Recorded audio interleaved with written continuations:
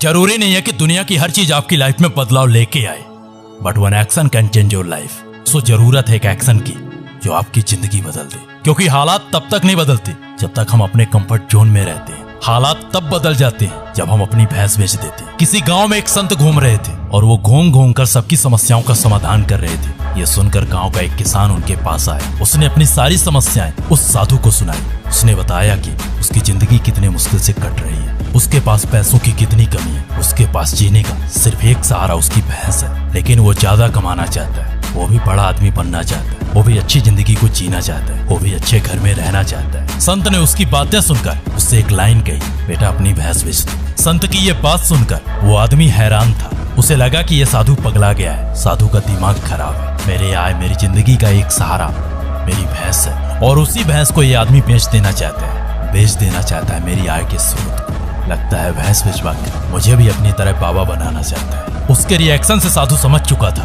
कि उस आदमी के दिमाग में क्या चल रहा है, वो क्या सोच रहा है। मुस्कुराते हुए संत ने उससे कहा, जाओ कल से तुम गरीब नहीं रहोगे। ये सुनकर किसान बोला, कैसे? तो बाबा ने कहा, वो हम पर छोड़ दो, हम सब देख लेंगे, आप अपने घर जाओ, कल से आप गरीब नहीं रहो। ये सुनकर किसान घर चला गया, ये सोचते हुए कि कल की सुबह वो अमीर बन जाएगा, वो भी अच्छी जिंदगी जीने लगेगा, उसके पास भी पैसे ही पैसे होंगे। लेकिन अगली सुबह जो उसके साथ हुआ उससे वो किसान हिल गया, उसके पैरों के नीचे से जमीनें खिसक गई, वो खड़े खड़े गिर गया, क्योंकि अगली सुबह उस बाबा ने उसकी उस भैंस को बेच दिया। कल तक तो वो सिर्फ गरीब था, आज वो कंगाल हो चुका था। आज उसके जेब में 1 रुपए नहीं था, और किसी को नहीं पता था कि भैंस बेचने के बाद वो साधु वहां से कहां गया। किसान ने खूब ढूंढा, लेकिन वो साधु किसी को कहीं पर नहीं मिला। कुछ साल बाद जब वो साधु उस गांव फिर से आया तो उसने देखा कि वो गांव पूरी तरह बदल चुका था, वो जगह पूरी तरह बदल चुकी थी। जहाँ उस किसान की झोपड़ी थी वहाँ एक महल था, जहाँ एक भैंस होती थी वहाँ सैकड़ों भैंस थी। बाबा को वहाँ एक आदमी दिखाई दिया। बाबा ने उस आदमी से पूछा कि वो किसान कहाँ गया जो कुछ साल पहले यहाँ रहा करता था।